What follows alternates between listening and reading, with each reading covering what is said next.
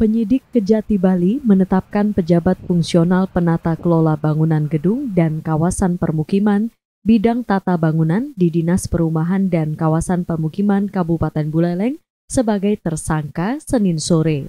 Kepala Seksi Penerangan Hukum Kasipenkum Kejati Bali, Putu Eka Sabana bilang, penetapan tersangka NADK ini hasil dari penyidikan maraton serta penggeledahan dan penyitaan di beberapa lokasi.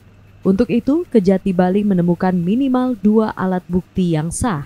Di antaranya, NADK diketahui berperan bekerja sama dengan IMK, yakni tersangka sebelumnya, dalam mempersiapkan gambar teknis pengurusan persetujuan bangunan gedung atau PBG, di mana NADK turut serta dalam pembagian hasil uang tersangka IMK yang diminta kepada pengembang dengan pembagian imbalan Rp700.000 per gambar. Selain itu, NADK juga diketahui telah menggunakan sertifikat ahli milik orang lain dengan cara menduplikasi menggunakan alat pemindai atau scanner guna menyusun kajian teknis gambar PBG tersebut.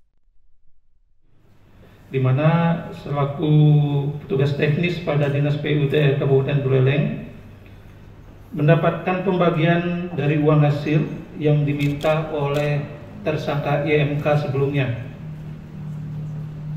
Tersangka NADK ini menggunakan sertifikat kompetensi ahli milik orang lain. Dia scan. Sebenarnya tersangka ini tidak memiliki kompetensi.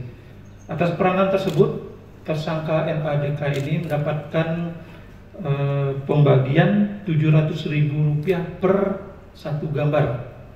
Jadi dia membuat satu gambar dapat Rp700.000 dari tersangka IMK.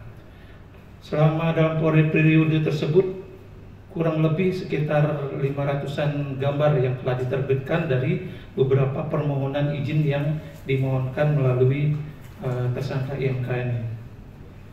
Jadi untuk kemudian tersangka NADK ini mulai hari ini penyidik melakukan penahanan selama 20 hari ke depan di rutan Lapas Kerobokan.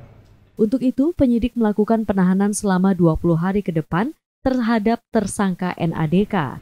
Penyidikan yang sedang dilakukan oleh tim penyidik pada bidang tindak pidana khusus Kejaksaan Tinggi Bali tersebut terus diperdalam untuk mengungkapkan pihak lain yang terlibat dalam praktek korupsi tata kelola proses perizinan dalam kasus ini.